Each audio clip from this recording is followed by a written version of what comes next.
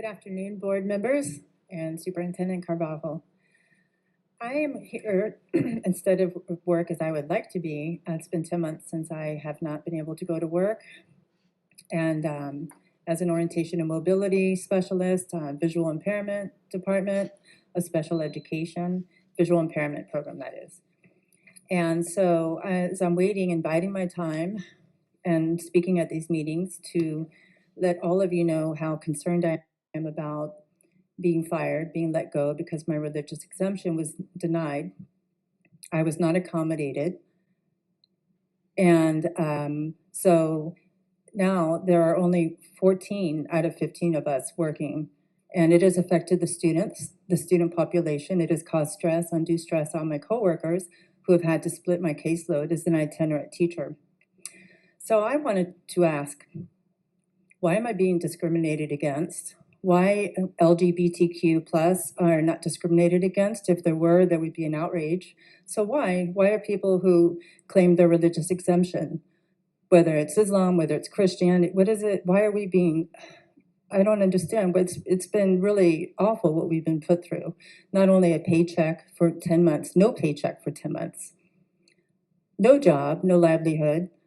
But also I received a couple weeks ago that I was overpaid because I did not complete my annual contract. Well, of course I did not complete my annual contract because I was fired. So they're trying to take from me, besides losing 10 months of pay, which is a lot of money. I was making pretty good money. They want me to pay back $2,500 plus dollars. I just think that is ludicrous. And it's really sad. I mean, I have a lot of respect for each and every one of you. You all are intelligent people, powerful, and obviously you're elected officials, and I've always looked up to all of you, including the superintendent. So I'm just asking that you would please, when you reconvene, take into consideration myself and others, not just teachers, but teacher assistants, janitors, bus drivers, psychologists, the classified staff, as well as certificated staff, to have us get our jobs back. Why are they being given to new hires? And why are we being discriminated against? So if you would please just find in your hearts to think about that, I really would appreciate it. Thank you for your time. Board meetings after 23 years with the district, it's a pleasure to be here to see how hard everyone works to make it work at the school site level, which is where I've worked for 23 years. However, at this point, although I'm an active employee, I am currently on unpaid or paid as work status. And I just wanted to bring something up to the board. Last Thursday, September 15th, I received a certified piece of mail stating that I was given notice of suspension and given notice of an unsatisfactory act. Now, it also invited me to a Zoom meeting to address this. However, the letter was delivered about 4 p.m. the 15th, and the Zoom meeting was for the 15th at 9:15 a.m.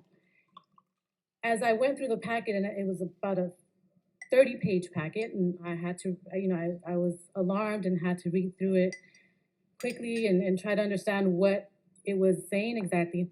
It basically said that also there was a meeting on the 8th of September, and I haven't had access to my email this entire month, even to this day. Last week I came to Beaudry to get help with resetting my password to have access to my email, because I know I have these meetings coming up, because I'm currently engaged in the interactive process. But it's a hard process to go through without LAUSD email access. And so I'm, these are things that are being signed off by people here at the district, but I don't think it's fair that I'm being held to account to attend meetings that I have not gotten notice of. And when I finally did get notice of through certified mail, it was on the day of the meeting at 4 p.m. when the meeting was at 9:15 a.m. So I'm here advocating for myself, but really I'm also advocating for hundreds of colleagues like me who are in the same position, who is just a very confusing interactive process to go through. And I think that we can maybe undo a couple steps, go back, and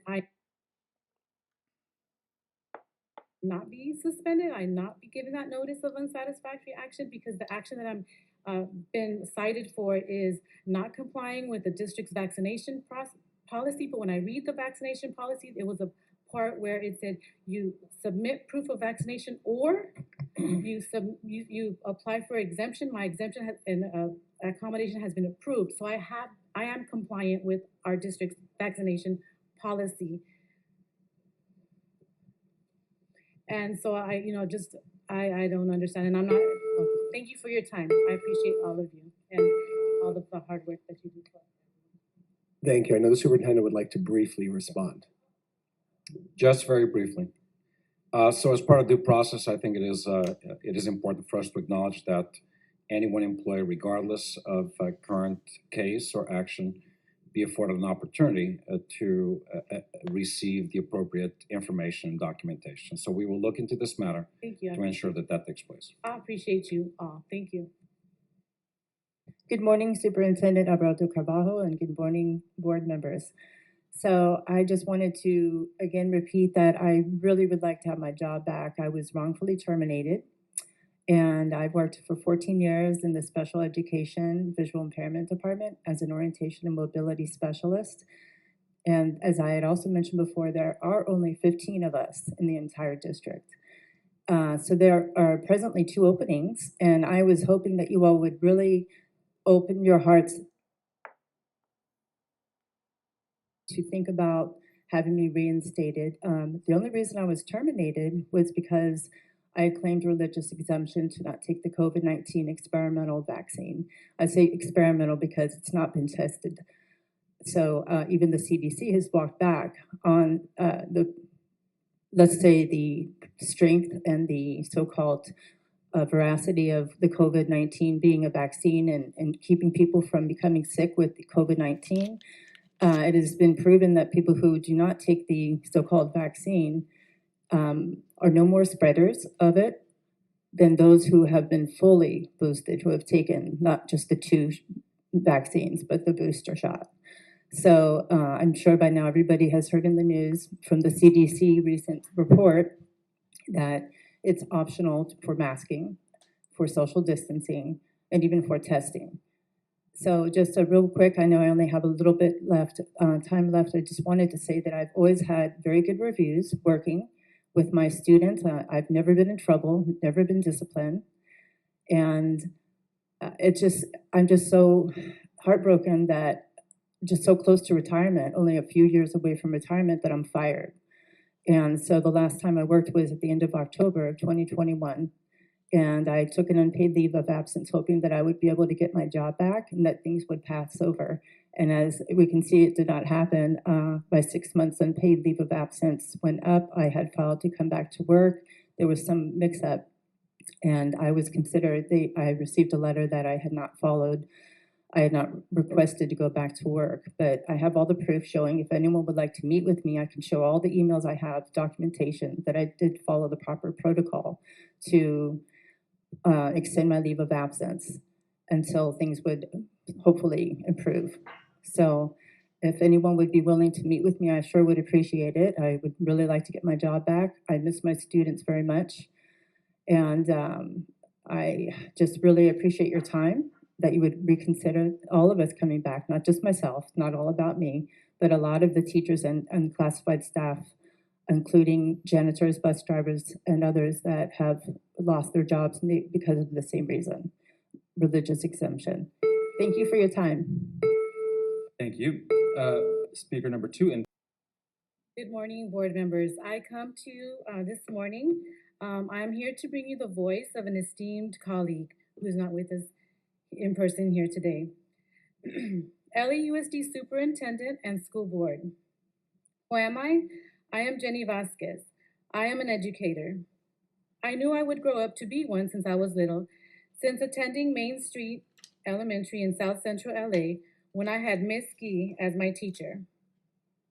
I am a product of LAUSD schools, a first-generation college graduate, and an effective and excellent educator and administrator. I was a proud LAUSD educator until June 30th, 2022, when I was demoted from administrator and put on unpaid status for not complying with your vaccine mandate, even though my religious exemption and reasonable accommodation had been approved.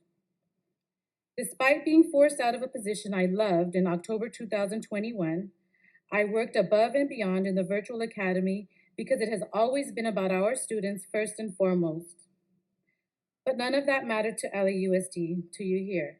Not my 23 years of dedicated service, not my passion for teaching students at Promise, or building collective teacher efficacy. Not my unyielding advocacy for students of color, and most definitely not the fact that my right to choose was taken away from me with this mandate. I am now, per the CDC, considered in the same category as someone who has taken the first 2 shots. Yet, all of you refuse to accept that and return me and other experienced teachers and administrators like myself to do what we love, which is to see students grow and achieve. The data is showing that the currently available vaccinations do not prevent transmission or infection. The EEOC states that a reasonable accommodation is a fundamental statutory requirement, which, if not granted, promotes discrimination. Title VII of the Civil Rights Act provides me with the right to my sincerely held religious beliefs. You are turning a deaf ear, and although we've suffered through a traumatic past year, our students are bearing the worst trauma. Why are you still mandating the vaccine? Why are you all keeping experienced educators from students who need them? I, Jenny Vasquez, an excellent, effective, and efficient educator, thank you for listening. Trust in the Lord with all your heart. Proverbs 3:5. Thank you. Thank you for your time. Are there any other general